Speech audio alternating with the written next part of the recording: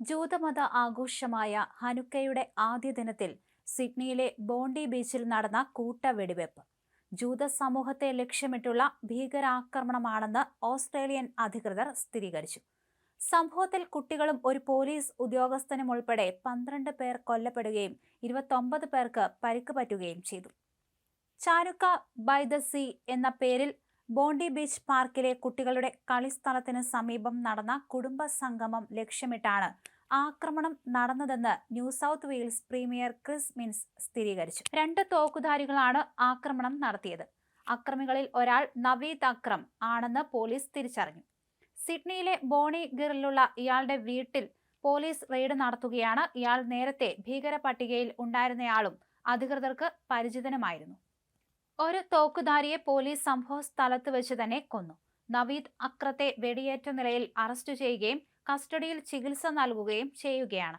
29 പേർക്കാണ് പരിക്ക് പറ്റിയത്. പരിക്കേറ്റവരിൽ 2 പോലീസ് ഉദ്യോഗസ്ഥർ ഗുരുതരാവസ്ഥയിലാണ്. അക്രമികൾ വെടിയുതിർത്ത കാൽനടപ്പാലത്തിന് സമീപത്ത് നിന്ന് IED ഉൾപ്പെടെയുള്ള സംശയാസ്പദമായ വസ്തുക്കൾ ബോംബ് സ്ക്വാഡ് കണ്ടെത്തി നീക്കം ചെയ്തു. മാട്രാവില്ലിൽ നിന്ന് ഹനൂക്ക ആഘോഷത്തിനെത്തിയ അലക്സ് ക്ലൈറ്റ്മാൻ എന്നയാൾ ഭാര്യ ലാറിസയെ സംരക്ഷിക്കുന്നതിനിടയിലാണ് വെടിയേറ്റ് മരിച്ചത്. ഭാര്യയ്ക്ക് സംരക്ഷണം നൽകാനായി അയാൾ ഉയർന്നു നിന്നപ്പോൾ തലയുടെ പിന്നിൽ വെടിയേറ്റുവെന്ന് ഭാര്യ ലാറിസ പറഞ്ഞു. ആക്രമണത്തിനിടെ റൈഫിളുമായി നിന്ന ഒരു തോക്കുധാരിയെ പിന്നിൽ നിന്ന് ആക്രമിച്ചു കീഴടക്കി തോക്ക് തിരിച്ചു പിടിച്ച നിരായുധനായ വഴിയാത്രക്കാരന്റെ വീഡിയോയും സമൂഹമാധ്യമങ്ങളിൽ വൈറലായിട്ടുണ്ട്. സമീപത്ത് നീന്തുകയായിരുന്ന തന്റെ പെൺമക്കളോട് ഒരു സ്ത്രീ ഓടി രക്ഷപ്പെടാൻ ആവശ്യപ്പെട്ടതായും പിന്നീട് കുട്ടികൾ ഒരു നാട്ടുകാരന്റെ വീട്ടിൽ അഭയം തേടിയതായും ഒരു അമ്മ പറഞ്ഞു. ഓസ്ട്രേലിയ സന്ദർശിക്കാനെത്തിയ ബ്രസീലിൽ നിന്നുള്ള ഡാനിയൽ ഇവിടെ ഇത്തരം സംഭവങ്ങൾ നടക്കുമെന്ന് വിശ്വസിക്കാനായിട്ടില്ല, ഇപ്പോൾ സുരക്ഷിതനായി തോന്നുന്നില്ല എന്ന് പ്രതികരിച്ചു. പ്രധാനമന്ത്രി ആന്റണി ആൽബനീസ് അക്രമത്തെ ശക്തമായി അപലപിച്ചു. ഇതൊരു ഭീകര പ്രവർത്തനമാണ്. ഹനുക്കയുടെ ആദ്യ ദിവസം ജൂത ഓസ്ട്രേലിയക്കാരെ ലക്ഷ്യമിട്ടുള്ള ഈ ആക്രമണം നമ്മുടെ രാജ്യത്തിന്റെ ഹൃദയത്തിൽ തട്ടിയ വിദ്വേഷ കുറ്റകൃത്യമാണ്. ജൂത ഓസ്ട്രേലിയക്കാർക്ക് നേരെയുള്ള ആക്രമണം എല്ലാ ഓസ്ട്രേലിയക്കാർക്കും നേരെയുള്ള ആക്രമണമാണ്.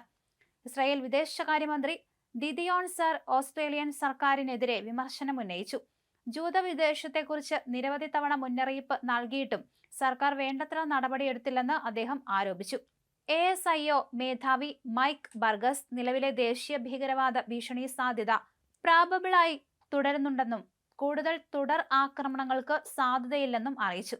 ഹനൂക്ക ആഘോഷം നടക്കേണ്ടിയിരുന്ന ഡോവർ ഹൈറ്റ്സ് ഉൾപ്പെടെയുള്ള സിഡ്നിയിലെ മറ്റു സ്ഥലങ്ങളിൽ ആക്രമണങ്ങളൊന്നും തന്നെ റിപ്പോർട്ട് ചെയ്തിട്ടില്ലെന്നും പോലീസ് സ്ഥിരീകരിക്കുകയും ചെയ്തിട്ടുണ്ട്.